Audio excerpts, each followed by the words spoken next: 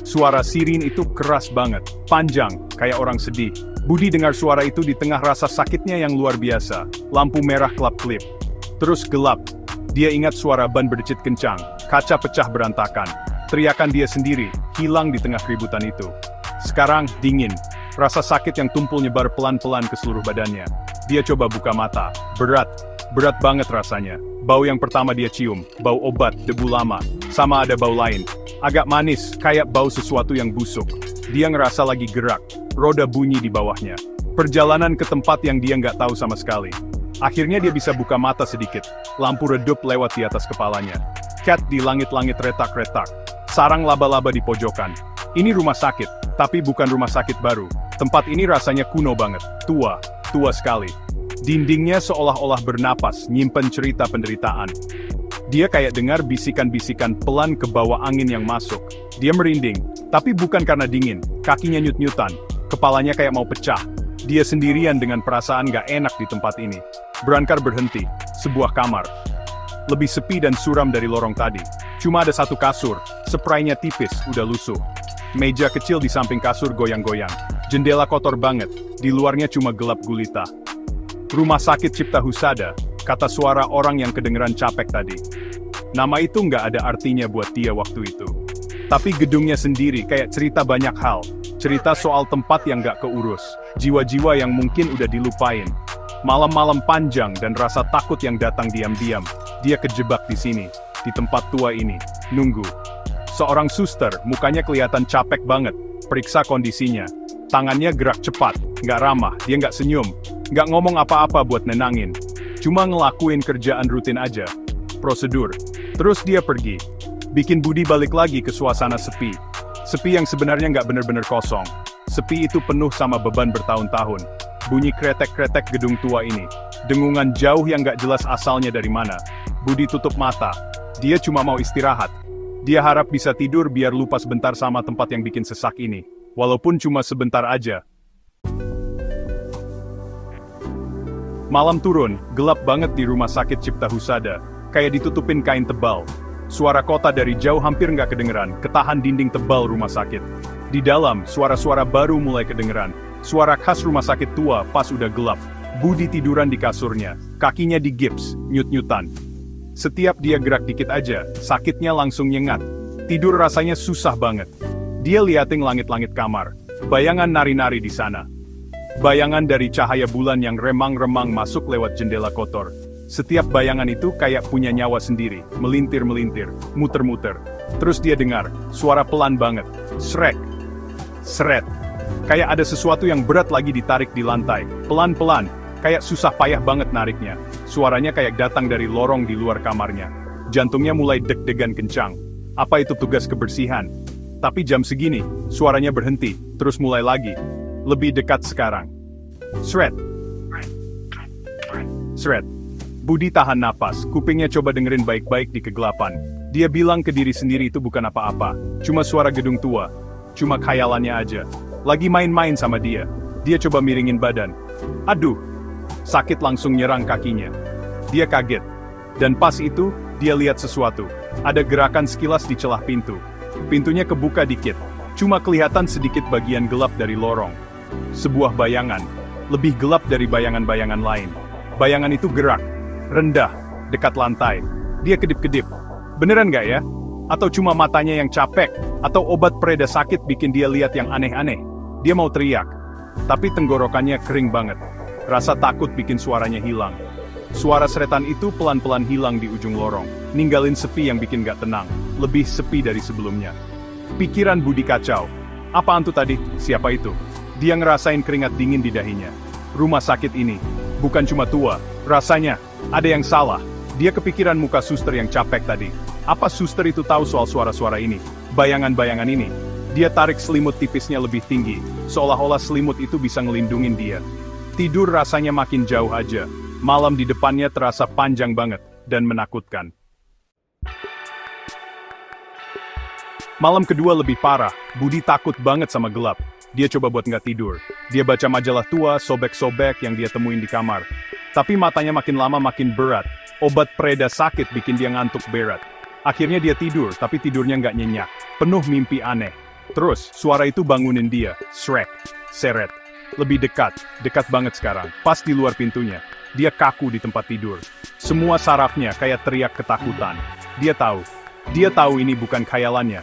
Pintu kamarnya kebuka pelan-pelan. Bunyi kriet. Sedikit demi sedikit pelan banget bikin dia tersiksa nunggunya. Sedikit cahaya pucat dari lorong masuk ke kamar. Terus, dia muncul. Sesosok bayangan. Bungkuk.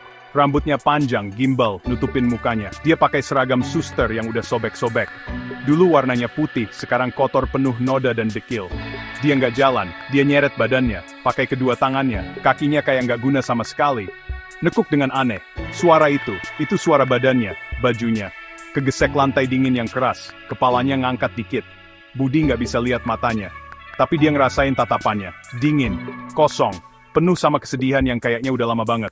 Erangan pelan keluar dari bibirnya, suara kesakitan yang gak tertahankan. Bukan sakit fisik, tapi sesuatu yang lebih dalam, sakit di jiwanya. Kuku-kukunya panjang dan patah-patah, garuk-garuk ubin lantai. Klik, kres, klik, kres. Suara itu bikin Budi merinding sampai ke tulang. Dia mau teriak, mau lari, tapi dia kejebak, kakinya yang patah, rasa takutnya yang luar biasa.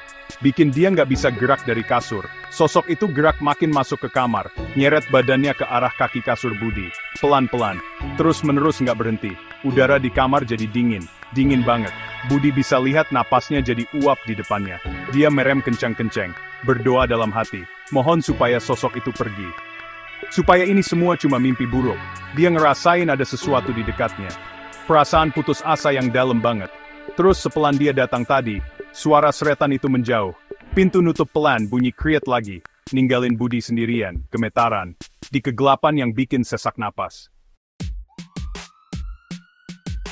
Besok paginya, Budi rasanya capek banget. Kayak dihantui. Dia harus tahu. Nggak mungkin cuma dia yang ngalamin ini. Pas ada suster muda datang buat ganti perbannya, dia coba tanya. Tadi malam dia mulai ngomong, suaranya serak. Suster dengar sesuatu, atau lihat sesuatu. Suster itu cuma senyum kaku. Senyum yang dipaksain. Rumah sakit tua memang suka ada suara-suara aneh, Pak. Katanya, sambil buang muka nggak mau lihat mata Budi. Coba istirahat ya, Pak. Tapi cara dia cepat-cepat pergi dari kamar Budi, kasih tahu lebih banyak dari kata-katanya. Dia tahu sesuatu. Atau paling nggak, dia curiga. Siangnya, ada bapak-bapak tua didorong pakai kursi roda ke kasur sebelah Budi. Orang-orang manggil dia Pak Tua. Mukanya kelihatan baik, udah banyak keriput. Matanya kayak udah lihat banyak hal di hidupnya. Setelah suster-suster pergi, Pak Tua nengok ke Budi. Kamu kayak habis lihat hantu ya, Nak? Dia bisik pelan. Budi ragu-ragu mau cerita. Terus, kata-kata keluar gitu aja dari mulutnya. Soal suara seretan itu. Sosok perempuan pakai seragam suster. Udara dingin yang tiba-tiba datang. Pak Tua dengerin dengan sabar, ngangguk pelan-pelan. Mukanya kelihatan serius. Ah, kata Pak Tua, suaranya direndahin. Berarti kamu sudah ketemu dia ya? Suster ngesot. Suster ngesot. Suster yang nyeret badannya. Nama itu bikin Budi merinding lagi. Dia sudah lama di sini, Pak Tua lanjut cerita. Katanya sih, dia keliling lorong-lorong ini tiap malam. Nyari sesuatu. Atau mungkin, nyari seseorang. Pak Tua bilang pasien-pasien lain di Bangsal Melati juga banyak yang pernah lihat suster ngesot. Banyak yang akhirnya minta pindah kamar, atau malah pulang cepat dari rumah sakit karena nggak tahan sama teror tiap malam. Rasa takut itu kayak nyata banget di Bangsal ini, bisa dirasain. Pak Tua cerita sedikit-sedikit potongan kisah. Gosip-gosip, bisik-bisik yang nyebar dari satu pasien ke pasien lain. Ada yang bilang suster ngesot itu dulunya suster yang meninggalnya tragis. Yang lain bilang soal kejahatan mengerikan yang pernah terjadi. Tapi nggak ada yang tahu cerita lengkapnya gimana. Pegawai rumah sakit nggak pernah mau ngomongin soal dia. Mereka pura-pura suster ngesot itu nggak ada. Tapi pasien-pasien tahu. Yang udah lama dirawat di sini, kayak Pak Tua, mereka tahu. Suster ngesot itu jadi bagian dari rumah sakit Cipta Husada. Sama kayak dinding-dindingnya yang mulai rusak. Dan kesedihannya itu kayak ngisi setiap bayangan di rumah sakit ini. Malam demi malam, dia datang, suster ngesot. Kehadirannya itu udah jadi kepastian yang mengerikan buat Budi. Budi nggak lagi coba-coba buat ngelawan rasa ngantuknya. Dia tahu suster ngesot pasti bakal nemuin dia. Suara seretan itu bakal jadi alarmnya, yang bangunin dia ke gelombang teror baru lagi. Tapi tahu nggak, ada sesuatu yang mulai berubah dalam diri Budi. pelan-pelan.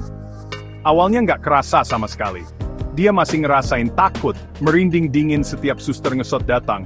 Tapi ada perasaan lain yang mulai muncul diam-diam. Rasa kasihan yang aneh. Semacam pengertian yang datang pelan-pelan, walau dia sendiri nggak mau.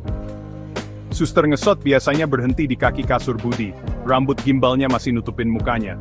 Tapi kadang-kadang, Budi kayak lihat ada sekilas sesuatu tuh di kegelapan tempat matanya seharusnya ada. Bukan tatapan jahat, bukan marah, tapi kesedihan yang luar biasa dalamnya. Kesepian yang begitu mendalam. Erangannya, sekarang kedengeran bukan kayak ancaman lagi, tapi lebih kayak teriakan minta tolong. Suara orang yang tersesat, putus asa. Budi mulai perhatiin suster ngesot. Bener-bener dia perhatiin. Di balik sosoknya yang seram itu, dia lihat seragam yang udah sobek-sobek, keadaan yang hancur. Satu malam, pas suster ngesot berhenti di depannya, ada sebuah bayangan tiba-tiba muncul di pikiran Budi. Cepat banget, kayak ingatan yang udah lama terlupakan. Seorang perempuan muda, pakai seragam suster yang rapi dan bersih. Lagi senyum, rambutnya diikat rapi ke belakang. Dia lagi ngerawat seorang pasien, sentuhannya lembut, matanya kelihatan baik hati. Bayangan itu hilang secepat datangnya, bikin Budi jadi bingung. Apa itu dia? Dulu, sebelum dia jadi arwah yang tersiksa ini. Suster ngesot. Budi sadar, suster ngesot bukan cuma monster, dia bukan cuma ada di situ buat nakut-nakutin. Pasti ada cerita di balik rasa sakitnya.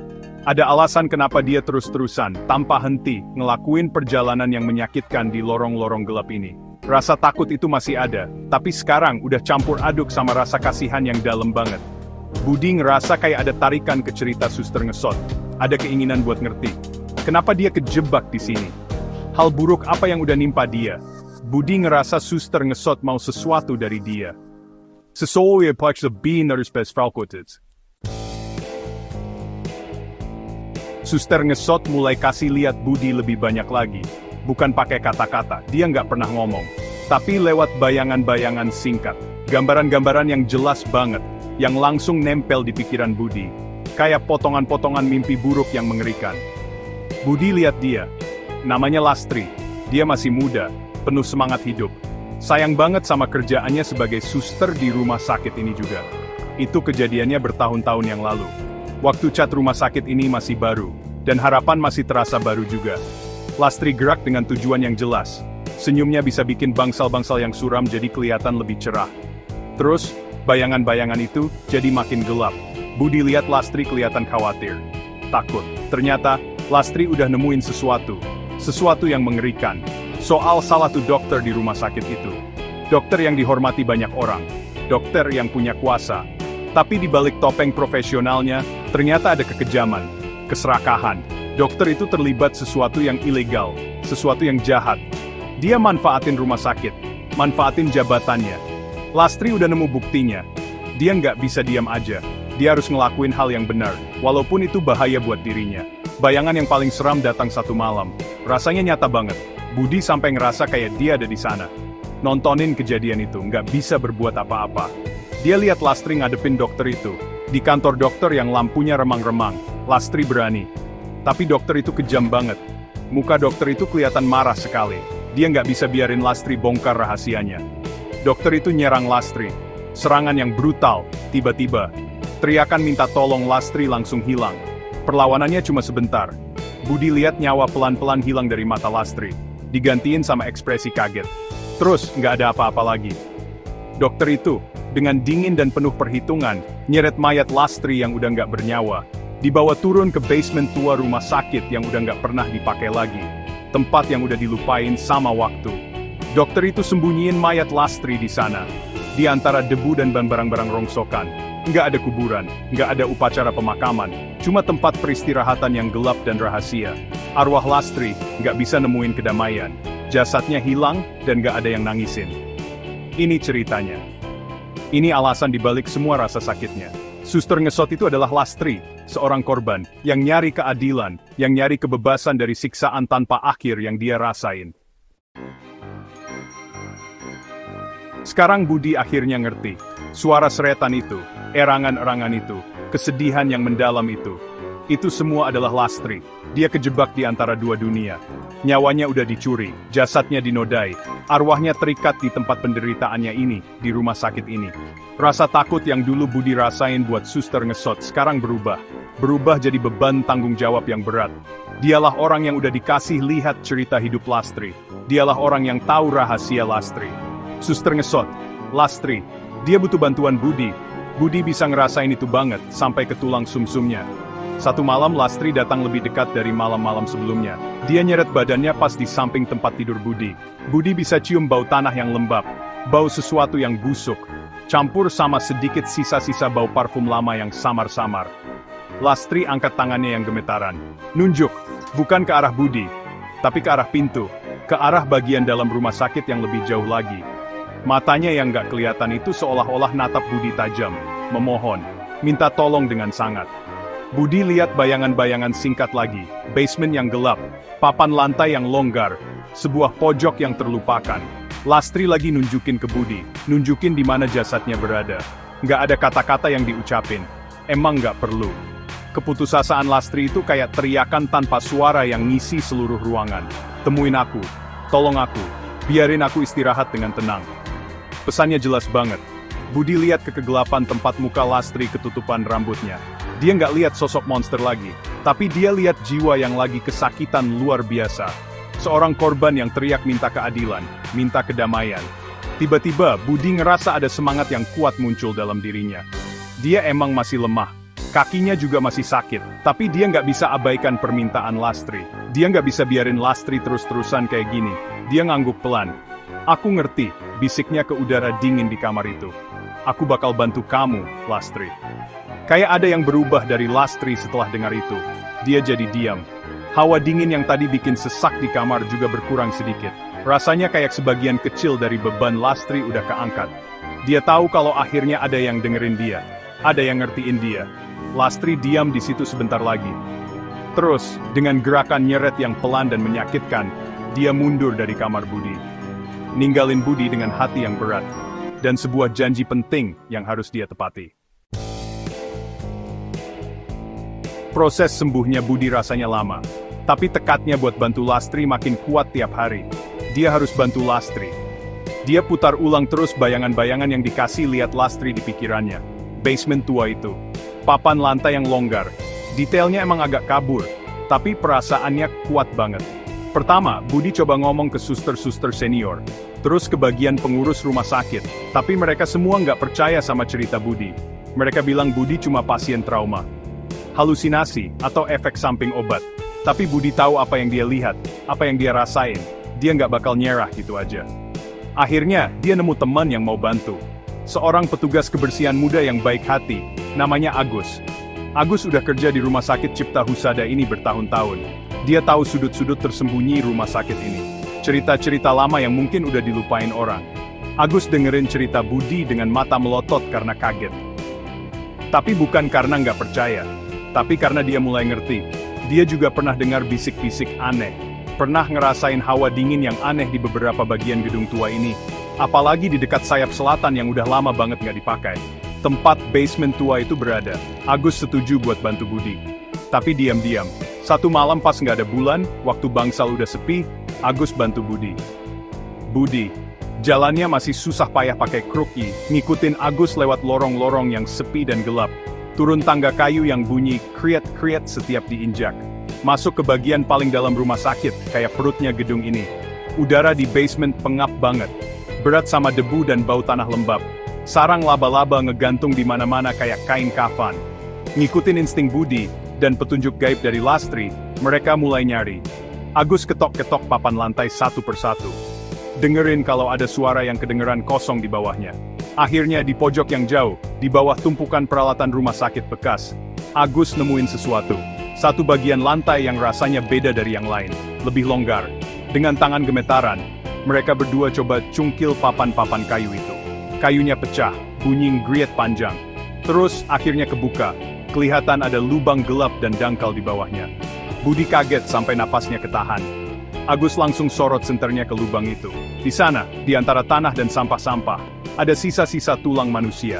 Kecil, kelihatan rapuh, Dibungkus sama sisa-sisa kain yang udah sobek-sobek dan lapuk. Lastri, mereka sudah nemuin jasadnya.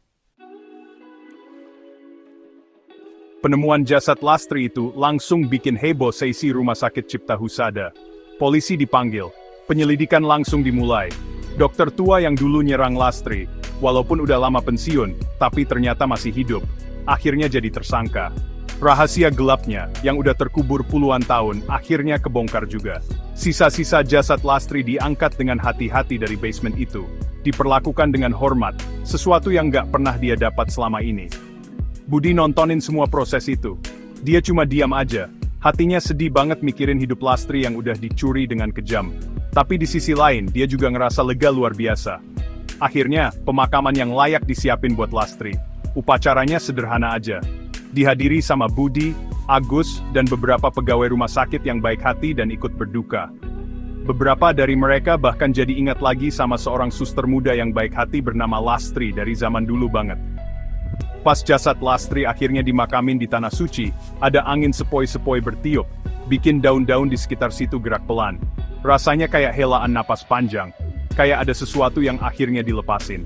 Budi lihat ke langit yang cerah. Dia ngerasain kehadiran Lastri untuk yang terakhir kalinya. Bukan sebagai arwah yang seram lagi, tapi sebagai kehangatan yang lembut. Kayak ucapan terima kasih tanpa suara. Suasana di Rumah Sakit Cipta Husada mulai berubah. Pelan-pelan sih awalnya. Hawa dingin yang dulu bikin sesak di bangsal melati mulai berkurang. Suara seretan yang kedengeran tiap malam juga berhenti. Bisikan-bisikan di lorong gelap pelan-pelan hilang. Jadi sunyi. Pasien-pasien bisa tidur lebih nyenyak. Suster-suster juga kelihatan gak secapek dulu lagi. Kayak ada beban berat yang akhirnya keangkat dari dasar gedung tua itu. Lastri, suster ngesot itu, akhirnya menemukan kedamaian. Arwahnya yang tersiksa selama ini akhirnya bebas. Kaki Budi juga udah sembuh. Sebentar lagi, tiba waktunya buat dia keluar dari rumah sakit. Pas Budi jalan keluar dari gerbang Rumah Sakit Cipta Husada, ke bawah sinar matahari yang cerah, dia berhenti sebentar. Dia lihat lagi ke arah gedung tua yang besar itu. Gedungnya masih kelihatan suram sih. Tapi udah nggak lagi terasa mengancam buat Budi. Dia tahu rahasia paling gelap rumah sakit itu. Dan dia udah bantu bawa sedikit terang ke dalamnya. Budi bawa cerita Lastri bersamanya. Sebagai pengingat betapa rapuhnya hidup ini. Betapa kuatnya arwah seseorang. Dan betapa besarnya kekuatan rasa kasihan dan kepedulian. Dia jalan pergi, ninggalin kedamaian di belakangnya, di rumah sakit itu.